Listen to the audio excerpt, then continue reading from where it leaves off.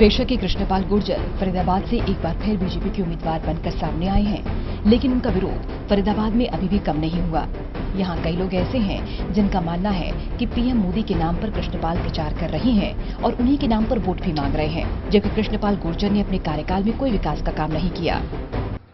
मैं हमारे जो सांसद हैं और आदरणीय केंद्र में मंत्री भी हैं कृष्णपाल गुर्जर जी, इन्होंने पिछले 5 साल में क्षेत्र में बिल्कुल आकर देखा ही नहीं और हमारे क्षेत्र में इसके प्रति भारी रोष है, क्योंकि 5 साल अपना फरीदाबाद में लगे रहे और केवल तिगाम के सांसद बनकर रह गए।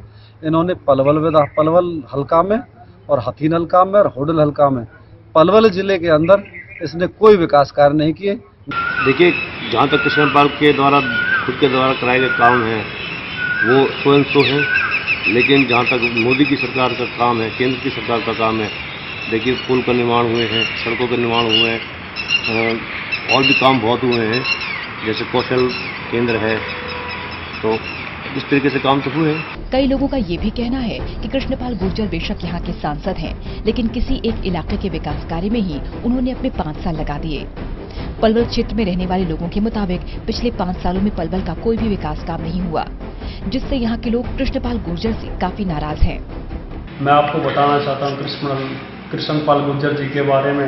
यहाँ के लोगों ने पिछली बार उनको भारी मतों से जिताकर दिल्ली में भेजा था, लेकिन कृष्णपाल गुर्जर जी यहाँ पर विकास नहीं करवा पाए। जिला पलवल का बहुत बुरा हाल है, जहाँ देखते हैं चारों तरफ गंदगी के ढेर लगे हुए हैं। जहाँ पे बात करते हैं बिजली की, गाँवों में बिजली का बहुत बुरा हाल है, किसान बेहाल है, परेशान है।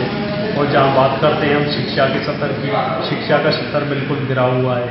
दीगोट जैसे गाँवों में बिल्कुल 0 रिजल्ट आया है।